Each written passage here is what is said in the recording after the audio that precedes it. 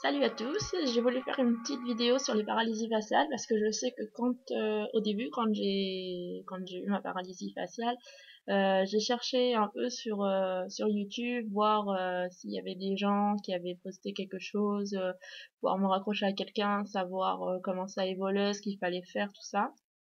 Et c'est vrai que contrairement à nos amis américains, en France, il y a personne qui avait fait des vidéos ou qui partageait par rapport à ça.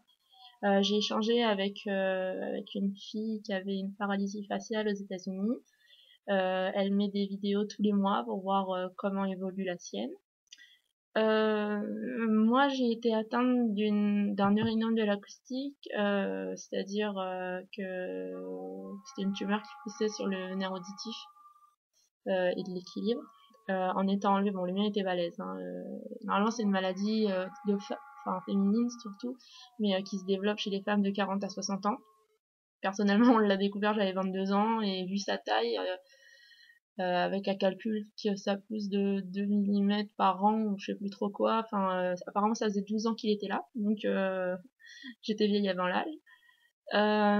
Donc j'ai été paralysée du côté gauche, ouais, et sourde.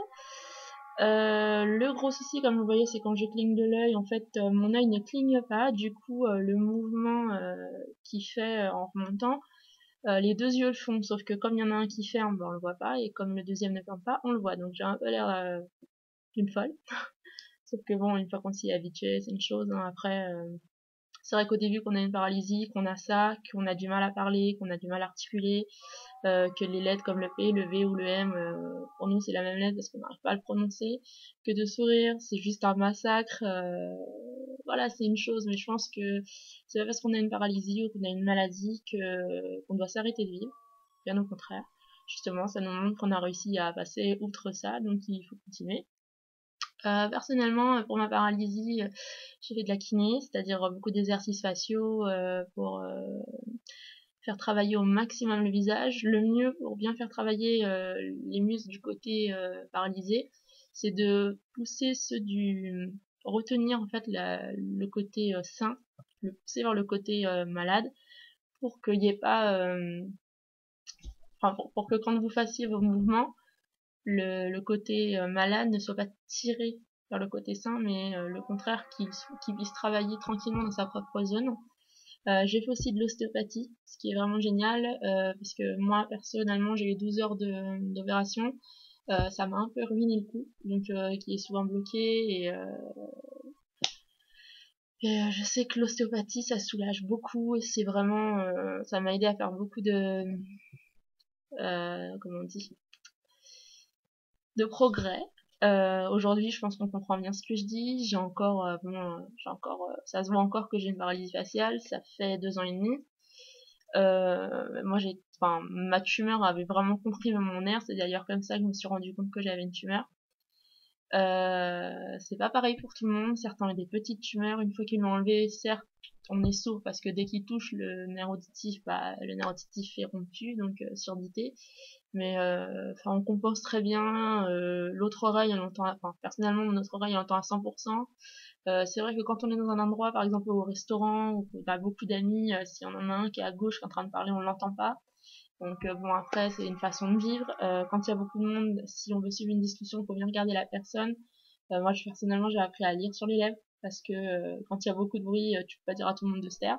Donc, tu regardes bien la personne, tu lui dis de te regarder quand elle te parle pour pouvoir lire sur ses lèvres.